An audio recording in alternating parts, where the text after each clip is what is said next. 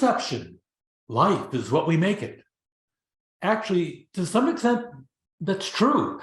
Perception is the process of receiving information and just trying to make sense of this chaotic world that totally surrounds us.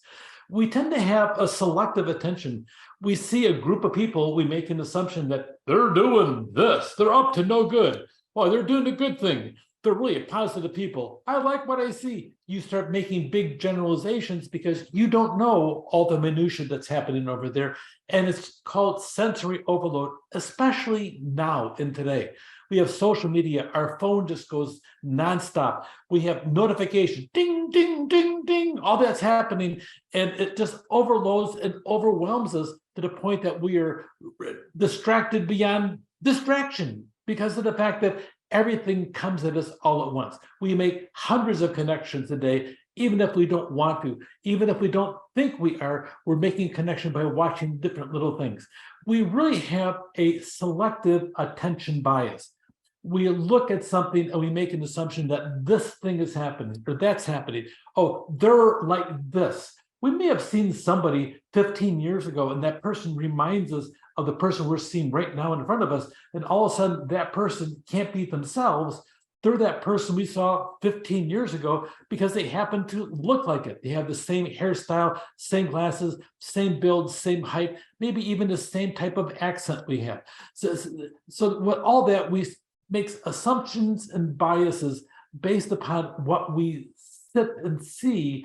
And then we look for different traits that we confirm to what we think we see or confirm to see what our perception is, even though we don't give that person a chance. Unfortunately, we have that whole magic 2.5 second rule. When somebody walks into a room, pretty much we decide who they are within 2.5 seconds. We decide if we're going to hire them or not.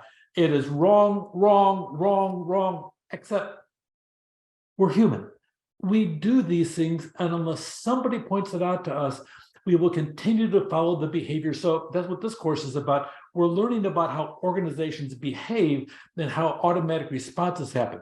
You hire somebody, wait a half hour before you make a decision as to whether or not you want to hire them, because you may come across something in their life that you think would be absolutely perfect for that job and a great fit with their knowledge, skills, and ability, and overall their creativity to apply and do better on that job. We really start to group things together because we start really wanting to reduce the complexity of the things that we're receiving.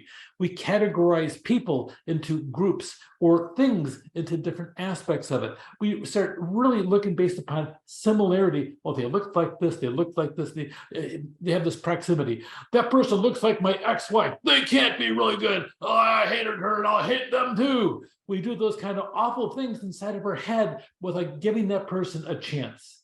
That's part of the reason that we pay attention to who that person is, the one in front of us. We try our best to take off those glasses through which we see the world, and we try to look at the individual as an individual. We try to decide on a situation that you may have experienced this before, but the situation is really different. It's different because of these 5 things. Oh, well, what are those 5 things again? And you remind them of the 5 things. And all of a sudden now you can see a different type of perspective on that same situation. We tend to bring things to the aspect of it's incoming, and therefore here's what it is, except it may not be exactly as we perceive. We create image roadmaps. We have relations. I had this happen to me before, so this is what caused it, so I know what they're up to. Oh, no question. Or we try to make sense out of it. So our mental models make it difficult for us to see the world in a different way because we have a tendency to repeat what we already know. There's an old saying, if the only tool you have is a hammer, you tend to view every problem as a nail. So be careful about the tools that you have because you may limit yourself for opportunity as to how you're dealing with it. Stereotyping is really easy to do. This guy, he's got the glasses, he's got a pocket protector even, and he's got a calculator. He's got to be a nerd. You don't even know him. You've never met him. You make that assumption 2.5 seconds to 4 seconds, and all of a sudden that person is now categorized in your mind to fit in this nice little niche that you have, and forever he will always be the nerd to you because of the fact that you want to help define it. There could be some truth in it. It could be he is hyper detailed. It could be that he really is very neat. It could be that he's really focused over there, except for the fact that you have not given that person a chance. He who decides a matter without hearing the other side, though he decide justly, can never be considered just. That's from Seneca, an ancient Greek philosopher. That same thing of deciding something and not giving somebody a chance means that if you do that, if you stereotype somebody, you are not a just person because you've never sat down and got to know that person. Sit down before you start making judgments of people. Learn who they are. Stereotype is lazy thinking. Stop the stereotyping and focus in as to the individual who's in front of you. Really go through and try to make certain you have that self-enhancement.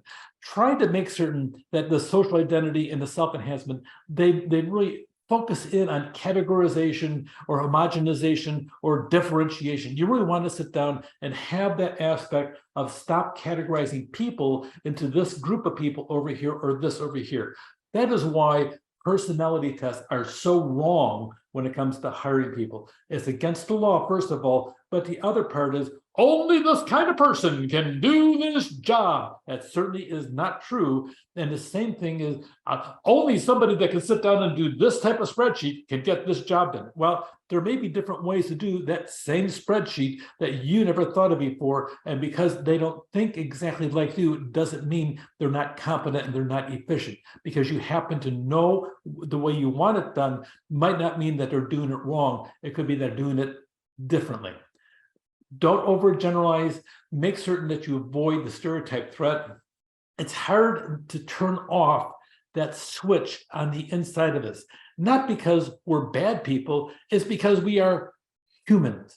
As a human, we have a tendency to categorize things and start say this group, this group, this group, except we have to turn off that switch and make certain that, okay, I can pay attention to this person that's sitting in front of me because I want to be able to think. Stereotyping reduces that opportunity. A lot of times we interpret a person or situation, we relegate them to some previous memory, even though we've never met them before. Sometimes we think we know what we know, but we don't really know what we know. Keep your thoughts open. Always make certain your perception is open and you don't jump before you know. Take care.